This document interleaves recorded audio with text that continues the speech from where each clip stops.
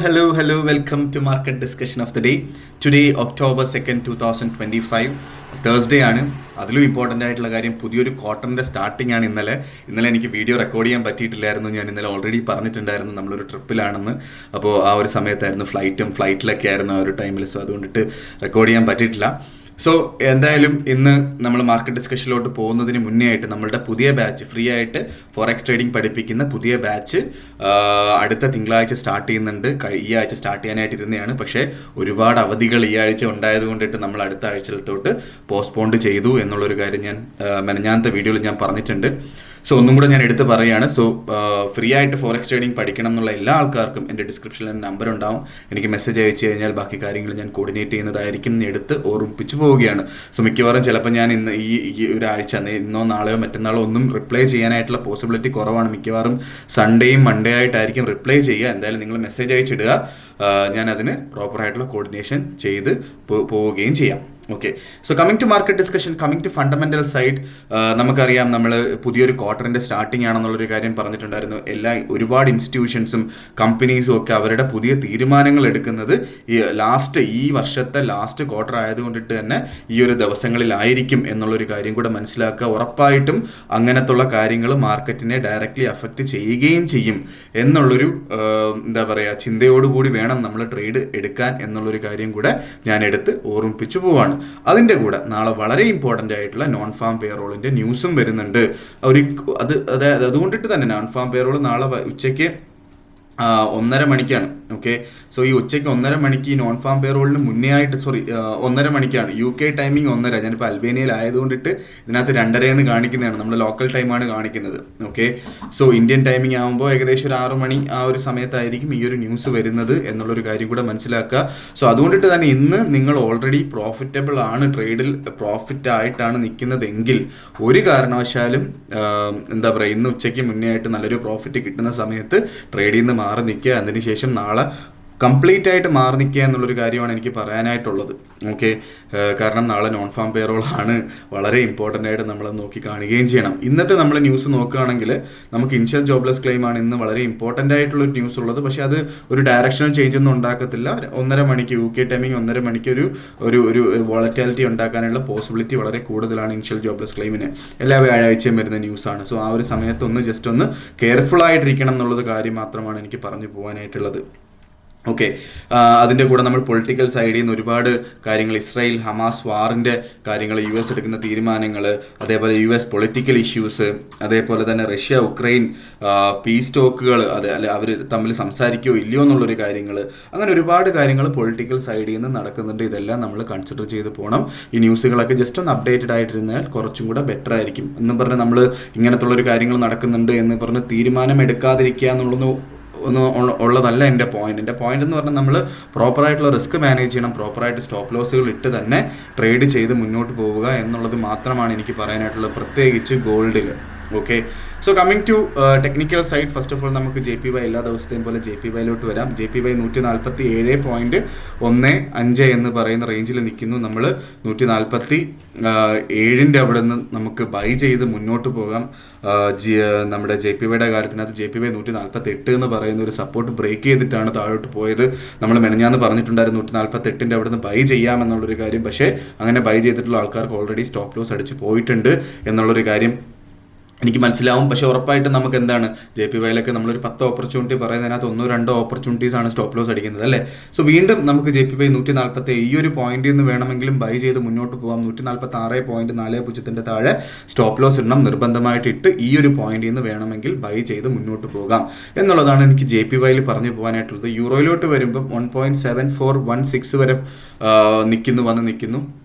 So ഞാൻ എൻ്റെ അടുത്ത് ചോദിച്ചാൽ 1.1700 അവിടെ കിട്ടിയാൽ ബൈ ചെയ്യുക. നാളെ നോൺ ഫാം പേറോളിന് മുന്നേ ആയിട്ട് എത്ര പ്രോഫിറ്റ് ആണെങ്കിലും ലോസ് ആണെങ്കിലും എടുത്ത് മാറുക എന്നുള്ളൊരു കാര്യമാണ് എനിക്ക് യൂറോയിൽ പറഞ്ഞു പോകാനായിട്ടുള്ളത്. നേരെ നമ്മൾ GBPയിലോട്ട് വരുമ്പം GBP 1.3487 നിൽക്കുന്നു. സോ പ്രോപ്പറായിട്ടുള്ളൊരു സപ്പോർട്ട് ഉള്ളത് 1.3400 പക്ഷെ എന്നിരുന്നാലും 1.34 ഇപ്പം ഞാൻ ബൈ ചെയ്തിട്ടുള്ളൊരു സ്ഥലമുണ്ടല്ലോ 1.3430 ആ ഒരു റേഞ്ചിലൊക്കെ ഒരുപാട് നല്ല രീതിയിലുള്ള ബയേഴ്സ് പ്രസന്റ് ആവുകയും മാർക്കറ്റിൽ മുകളിലോട്ട് പോവുകയും ഇന്നലെ 1.35215 വരെ മാർക്കറ്റ് പോയിട്ടുണ്ട്. ഓക്കെ, സോ GBP ട്രേഡ് ഉള്ള ആൾക്കാർ അത് ഹോൾഡ് ചെയ്യുക. ഇന്നലെ പോയിട്ടുള്ള ഹൈ അടുത്തൊക്കെ എത്താൻ നേരത്ത് ആ പ്രോഫിറ്റ് എടുത്ത് മാറുക എന്നുള്ളതാണ് ഇന്ന് എനിക്ക് പറയാനായിട്ടുള്ളത്. അതും മാറാതിരിക്കാതിരിക്കുക ഉറപ്പായിട്ടും. കാരണം നാളെ നോൺ ഫാം പേറോൾ ഉണ്ടായതുകൊണ്ടാണ് ഞാൻ എന്താ പറയുക അത് പറയുന്നത്. സോ ഇന്നലെ ഞാൻ പ്രോഫിറ്റ് എടുത്ത് മാറിയിട്ടില്ല, കാരണം മാർക്കറ്റ് കുറച്ചുകൂടെ മുകളിലോട്ട് പോകും എന്നുള്ളൊരു പ്രതീക്ഷയായിരുന്നു. രണ്ട് ക്യാൻഡിൽ 1 അവർ ക്യാൻഡിൽ 1.35 മുകളിൽ സ്റ്റാർട്ട് ചെയ്യുകയും പക്ഷേ ഒരു 4 അവർ ക്യാൻഡിൽ പോലും സസ്റ്റെയിൻ ചെയ്യാനായിട്ട് പറ്റിയിട്ടില്ല എന്നുള്ളൊരു കാര്യമാണ് അവിടെ നമുക്ക് മനസ്സിലാക്കാൻ പറ്റേണ്ടത് അല്ലേ. സോ 1.3435 മുകളിലായിട്ടൊരു 4 അവർ ക്യാൻഡിൽ സ്റ്റാർട്ട് ചെയ്യുകയും പിന്നീട് അത് താഴോട്ട് പോവുകയും ചെയ്യുന്നത് നമുക്ക് കാണാൻ പറ്റും. ഓക്കെ, സോ അതാണ് എനിക്ക് GBP പറയാനായിട്ടുള്ള കാര്യം. നേരെ നമ്മളുടെ ഗോൾഡ് ഓൾ ടൈം ഹൈയിൽ നിൽക്കുന്നു. പല ആൾക്കാരും ഗോൾഡിനെ കുറിച്ച് പറഞ്ഞ് ഗോൾഡ് എന്താ പറയുക, ഗോൾഡ് ട്രേഡ് ചെയ്ത് വാഷ് ഔട്ട് ആയപ്പോൾ ഒരുപാട് കേസസ് എൻ്റെ അടുത്ത് പറയുന്നുണ്ട്. എന്താണ് സംഭവിക്കുന്നത് ഗോൾഡിൽ? നമ്മൾ മനസ്സിലാക്കേണ്ട കാര്യം, ഗോൾഡിൽ ഇപ്പോൾ ട്രേഡ് ചെയ്യുന്നത് അല്ലെങ്കിൽ ഗോൾഡ് വാങ്ങിക്കൊണ്ടിരിക്കുന്നത് നമ്മളെ കണക്കുള്ള റീറ്റെയിൽ കസ്റ്റമേഴ്സ് അല്ല. ഓക്കെ, ഇത് സെൻട്രൽ ബാങ്ക്സ് ആണ് അല്ലേ. സെൻട്രൽ ബാങ്ക്സിന് അതിന് ഒരുപാട് റീസൺസ് ഉണ്ട്. ഒരുപാട് അൺസർട്ടനിറ്റി നമ്മുടെ ലോകത്ത് നടക്കുന്നുണ്ട്. ഇപ്പോൾ ഫോർ എക്സാമ്പിൾ ഇപ്പോൾ വാറുകൾ നടക്കുന്നുണ്ട്. അതേപോലെ തന്നെ US നിന്ന് വരുന്ന താരിഫ്, ബേസിക്കലി US നിന്ന് അനൗൺസ് ചെയ്തിട്ടുള്ള താരിഫുകളുടെ ഇമ്പാക്ട് ഇപ്പോൾ ഈ ഒരു ക്വാർട്ടറിലായിരിക്കും നമ്മൾ അഫക്റ്റ് ചെയ്യാൻ പോകുന്നത്, അല്ലെങ്കിൽ മാർക്കറ്റിലോട്ട് അഫക്റ്റഡ് ആവുന്നത്.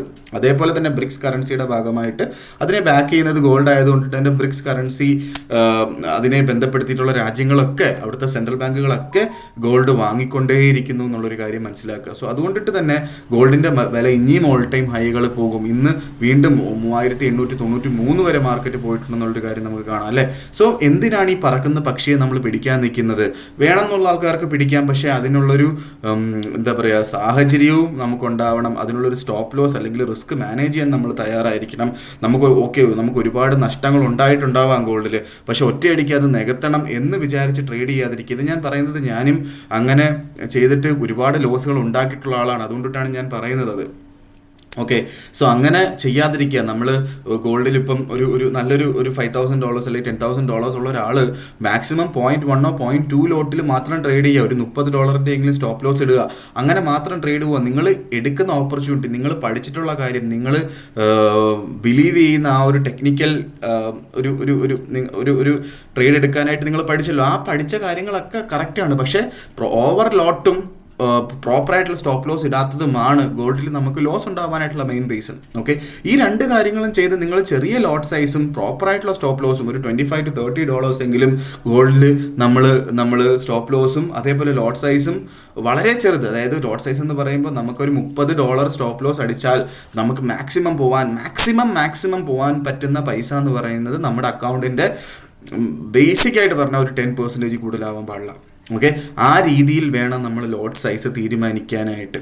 പക്ഷേ ഒരു ട്രേഡിൽ ഞാൻ റെക്കമെൻഡ് ചെയ്യുന്നത് മാക്സിമം 5% ആണ്. പക്ഷേ വേണം റിസ്ക് എടുക്കണം എന്നുള്ള ആൾക്കാർക്ക് മാക്സിമം 10% വരെ റിസ്ക് ചെയ്യാം. ബാക്കി നിങ്ങൾ പഠിച്ച ആ ഒരു ഏത് ടെക്നിക്കലാണോ ആ ടെക്നിക്കൽ ഫോളോ ചെയ്യുക. ലോട്ട് സൈസ് കുറയ്ക്കുക, സ്റ്റോപ്പ് ലോസ് ഇടുക, $25 to $30 ടേക്ക് പ്രോഫിറ്റ് പ്രോപ്പറായിട്ട് ഇടുക. അറ്റ്ലീസ്റ്റ് 1:1.5 റേഷ്യോയിലെങ്കിലും ടേക്ക് പ്രോഫിറ്റ് ഇട്ട് മുന്നോട്ട് പോവുകയാണെങ്കിൽ ഉറപ്പായിട്ടും ഗോൾഡിൽ നമുക്ക് നല്ല പ്രോഫിറ്റ് ഉണ്ടാക്കാം. ഗോൾഡിൽ ഇന്ന് പറയാനായിട്ടുള്ള ഓപ്പർച്യൂണിറ്റി 3860 അവിടുന്ന് ബൈ ചെയ്യാം. ഇന്ന് ലോ പോയിട്ടുള്ള 3852 എന്ന് പറയുന്ന പോയിന്റിൽ നമുക്ക് സ്റ്റോപ്പ് ലോസ് ഇടാം. ആ പോയിന്റിനെക്കാട്ടി $4-5 താഴെ സ്റ്റോപ്പ് ലോസ് ഇടാം. പക്ഷേ ഇത് ടൈറ്റായിട്ട് ഇടേണ്ടുള്ള ആൾക്കാർക്കാണ്. ഇല്ലാത്ത ആൾക്കാർക്ക് $30 അല്ലെങ്കിൽ $25 എങ്കിലും സ്റ്റോപ്പ് ലോസ് ഇട്ട് മുന്നോട്ട് പോവുകയും ചെയ്യാം. അതാണ് ബെറ്റർ ആയിട്ടുള്ള ഓപ്ഷൻ. ഞാൻ ഗോൾഡിൽ ട്രേഡ് എടുക്കുന്നില്ല. ഓക്കെ, നിങ്ങൾക്ക് വേണമെങ്കിൽ എടുക്കണം എന്നുള്ള കാര്യമാണ് ഞാൻ പറഞ്ഞത്.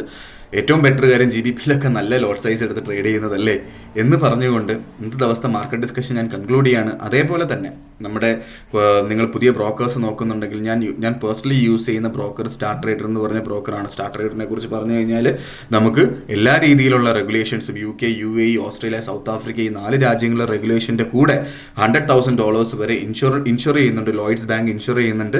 ടൈറ്റ് ആയിട്ടുള്ള സ്പ്രെഡ് സ്പ്രെഡും സ്വാപ്പ് ഫ്രീ അക്കൗണ്ട്സും നമ്മൾ പ്രൊവൈഡ് ചെയ്യുന്നുണ്ട്. സ്വാപ്പ് ഫ്രീ അക്കൗണ്ട് വേണമെന്നുണ്ടെങ്കിൽ എന്നെ പേഴ്സണലി കോൺടാക്ട് ചെയ്യുക. എനിക്ക് തരാൻ പറ്റുന്ന ഓഫേഴ്സ് ഞാൻ നിങ്ങൾക്ക് തരാം. അതിൻ്റെ കൂടെ കമ്പനി നിങ്ങൾക്ക് എപ്പോൾ ഡെപ്പോസിറ്റ് ചെയ്താലും 50% എപ്പോൾ ഡെപ്പോസിറ്റ് ചെയ്താലും 20% ബോണസും ഫസ്റ്റ് $500 50% ബോണസും തരുന്നതായിരിക്കും എന്നുള്ളതാണ് ഏറ്റവും വലിയ പ്രത്യേകത.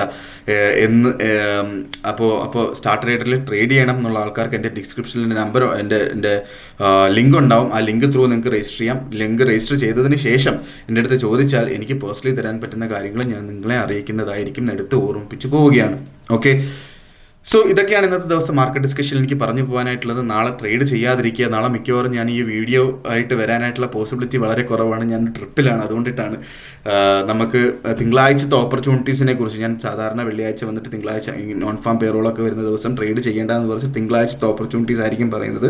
തിങ്കളാഴ്ച എടുക്കാനുള്ള ഓപ്പർച്യൂണിറ്റീസ് മിക്കവാറും ഞാൻ വീക്കെൻഡിൽ വന്നിട്ട് പറഞ്ഞു തരികയും ചെയ്യാമെന്ന് പറഞ്ഞുകൊണ്ട് ഇന്നത്തെ ദിവസത്തെ മാർക്കറ്റ് ഡിസ്കഷൻ ഞാൻ കൺക്ലൂഡ് ചെയ്യാണ്. മാർക്കറ്റ് ഡിസ്കഷനായിട്ട് നമ്മൾ നാളെ പറ്റുവാണെങ്കിൽ ഞാൻ ഉറപ്പായിട്ടും ചെയ്യും. ഇല്ലാന്നുണ്ടെങ്കിൽ നമുക്ക് തിങ്കളാഴ്ച കാണാം, അല്ലെങ്കിൽ ഞായറാഴ്ച കാണാമെന്ന് പറഞ്ഞുകൊണ്ട് ഇന്നത്തെ ദിവസത്തെ മാർക്കറ്റ് ഡിസ്കഷൻ ഞാൻ കൺക്ലൂഡ് ചെയ്യാണ്. മാർക്കറ്റ് ഡിസ്കഷനായിട്ട് നമ്മൾ അടുത്ത ദിവസങ്ങളിൽ കാണുന്നത് വരെ ഗുഡ് ബൈ.